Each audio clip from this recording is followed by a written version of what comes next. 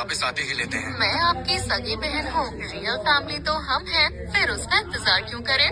तारा, इतना जिद क्यों कर रही हो? तुम दोनों ही हमारे परिवार का हिस्सा हो। तुम 16 साल अकेली रही, इसका हमें पछतावा है, इसलिए हम थोड़ा तुम्हें ज्यादा पैम्पर करते हैं। पर इसका मतलब ये नहीं कि हम निशा से प्यार नहीं करते। समझ गई। हाँ, फोटो निशा के साथ ही लेंगे। जब हम उसे लाए थे वो 6 साल की थी। मैंने उसे अपनी बच्ची की तरह पाला है। मुझे अच्छे से याद है, निशा हमेशा चाहती थी कि तुम सबके साथ फैमिली फोटो ले, पर कभी मौका नहीं मिल पाया। पलक झपकते ही 12 साल बीत गए। अरे, आज तारीख क्या है? 14 फरवरी, वैलेंटाइंस डे है। नहीं, रुको, आज निशा का 18th बर्थडे है। यार, हम आज का दिन कैसे भूल सकते हैं? और हमने उसके साथ कितना बुरा बर्ताव किया, ये गलत है। मुझे उसे ढूंढना। कबीर, चढ़ाई। पापा, पापा।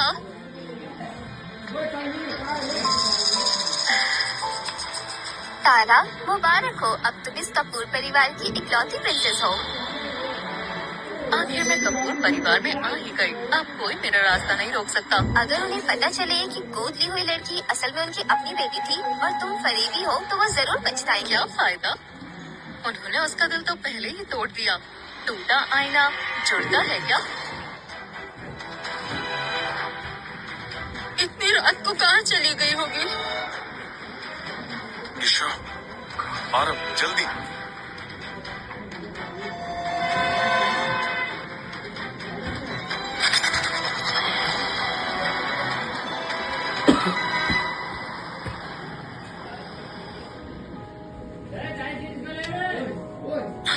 निशा, निशा,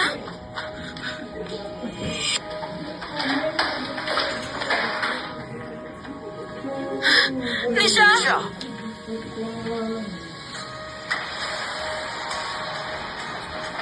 हमारे साथ घर चलो, अब से हम तुम्हारी फैमिली हैं। आज हमारा परिवार तुमसे सारे रिश्ते नाते तोड़ता है। निशा, जज्बाती मत बनो, थोड़ा समझदारी से सोचो। तुम इतनी बेताब थी हमें छोड़ने के लिए। अगर तुम कपूर परिवार का हिस्सा नहीं बनना चाहती, तो कभी यहाँ वापस मत आना। आप सब अब खुश और सुकून से रहना। मुझे लेकर अब कोई बोझ महसूस मत करना। 12 साल तक मैं आपके साथ रही, आपने मुझे प्यार से पाला, पर अब मैं वो एहसान चुका रही हूँ, हिसाब बराबर।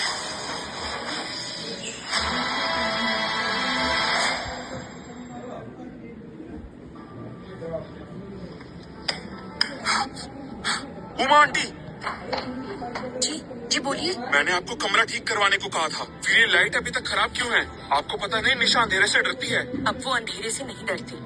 हरगिज नहीं, निशा हमेशा लाइट्स ऑन करके सोती है। वो अंधेरे से डरती है।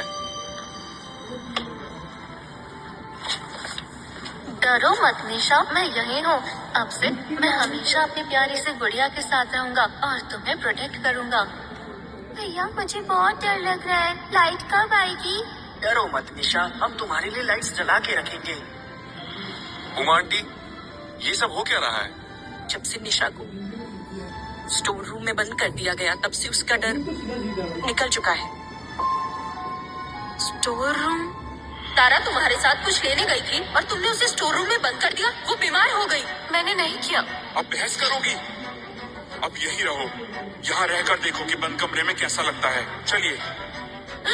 पापा, माँ, माँ, माँ, भैया, भैया, मुझे यहाँ अकेला मत छोड़ो, मुझे डर लग रहा है।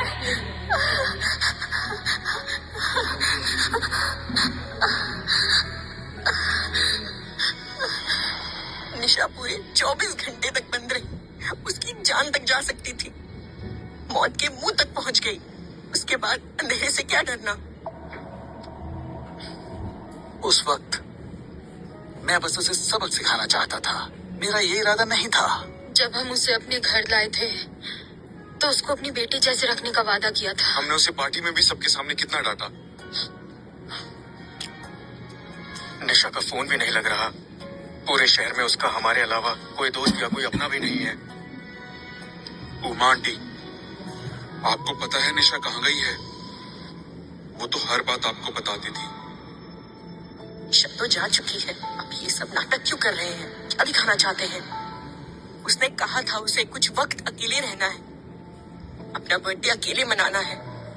नहीं, मैं उसे ढूंढने जा रहा हूँ। मैं भी चलूंगा। निशा नहीं चाहती अभी उसे कोई डिस्टर्ब करे। अगर आपको सच में उसकी परवाह है तो 3 दिन बाद निशा के लिए उसके 18th बर्थडे की सेलिब्रेशन करिए। वो जब वापस आएगी और देखेगी तो उसे बहुत खुशी होगी। आंटी सही कह रही हैं, हमें निशा से माफी मांगनी चाहिए।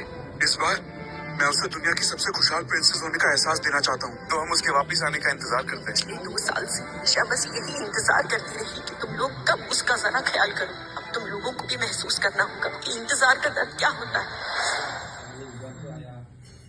भाई उठ जाओ, आप ठीक हो?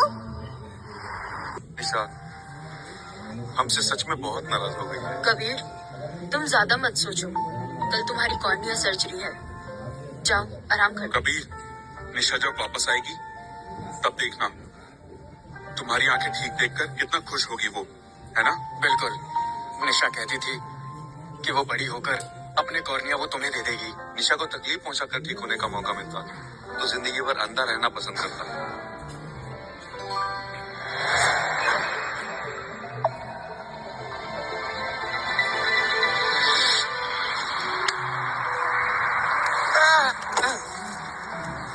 मैं नॉर्मल लोगों जैसा क्यों नहीं हो सकता? क्यों? कबीर भाई उठ जाओ, आप ठीक हो?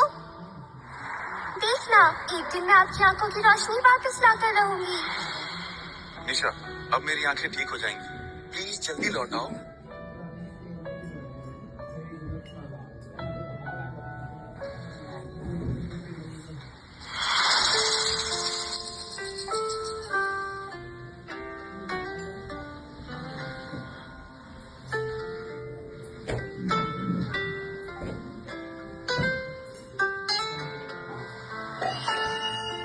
बधाई हो, कबीर की सर्जरी सक्सेसफुल रही। पापा, माँ, आरव, रोहन, हाँ। कबीर, अब तुम मुझे देख पा रहे हो, मेरा बेटा। उस डोनर की वजह से कबीर आज फिर से देख पा रहा है। हम उस डोनर के एहसानमंद रहेंगे, हमें उसका शुक्रिया अदा भी करना चाहिए। पापा, मम्मी, हमने उससे कांटेक्ट करने की कोशिश की, लेकिन डोनर ने अपनी पहचान छुपा रखी है। तो मैं एक थैंक्स लेटर लिखूंगा। आरव, तुम एक काम करना, वो लेटर तुम डोनेशन सेंटर भेज देना।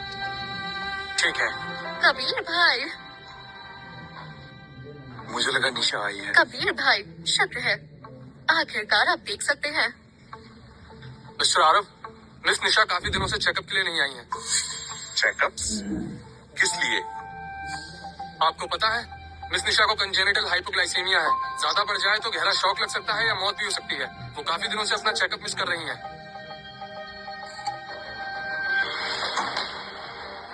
पापा, माँ, ये गलत रूम है, तारा बगल वाले कमरे में। चलो, यहाँ टाइम वेस्ट नहीं करते, तारा हमारा इंतजार कर रही है।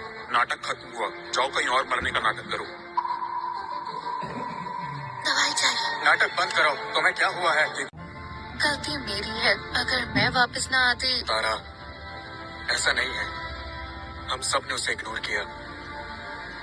जब वो वापस आएगी, हमें पिछले 2 सालों की भरपाई करनी होगी।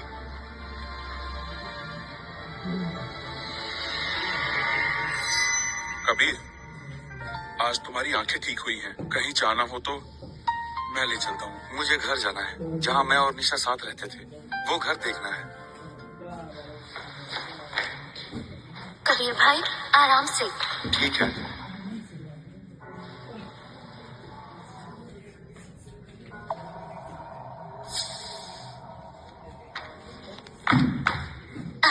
अब कबीर भाई टकरा भी गए तो चोट नहीं लगेगी। निशा, ये क्या है? पेपर क्रेन्स बना रही हूँ। मेरे क्लासमेट ने बताया कि अगर 999 क्रेन्स फोल्ड कर लो तो विश पूरी होती है। अब आप देख पाओगे। ये बस कहने की बात है। नहीं, मैं करूँगी। जब पूरे हो जाएंगे तो उन्हें हमारे सीक्रेट बेस में रखूंगी। कौन सी बात है? हमारा सीक्रेट बेस। याद है जब हम छोटे थे तो हमारा निशा के साथ एक सीक्रेट बेस था, मुझे वो देखना है। माँ, पापा, तारा, हम कबीर को लेकर जाते हैं।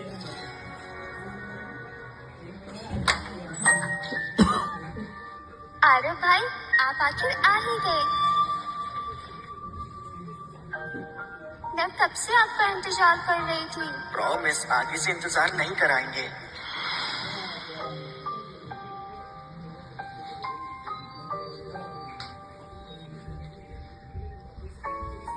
ये छोटा सा रैबिट मैंने निशा को दिया था।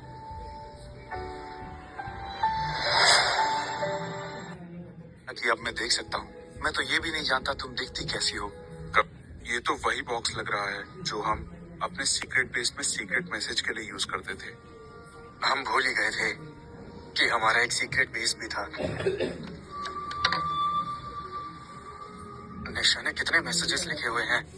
सिर्फ उसको ही ये सब याद रहा। उसने हमेशा हम सबको दिल में रखा और हमने बचपन में मुझे ऑर्फनेज में छोड़ दिया गया।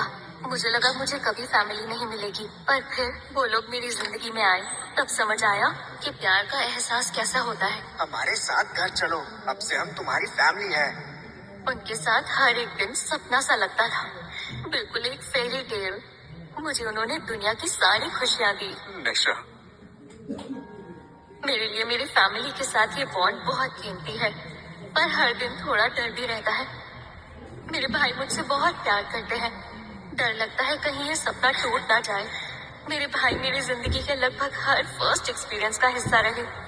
वही है जिन्होंने मेरी जिंदगी में रंग भरे। मेरा पहला स्टेज परफॉर्मेंस, मेरा पहला हेयर ट्रीटमेंट, पहली बार वेडिंग ड्रेस पहनने का एक्सपीरियंस। मेरे भाइयों ने मुझे प्यार का मतलब सिखाया। मैं भी उनका दिल से ख्याल रखने की कोशिश करती हूँ। आरव भाई हमेशा बिजी रहते हैं और अक्सर ठीक से सो नहीं पाते। उम्मीद है मैंने जो लैवेंडर सैशे बनाया उससे वो रिलैक्स हुए हो। रोहन भाई का पेट ठीक नहीं रहता।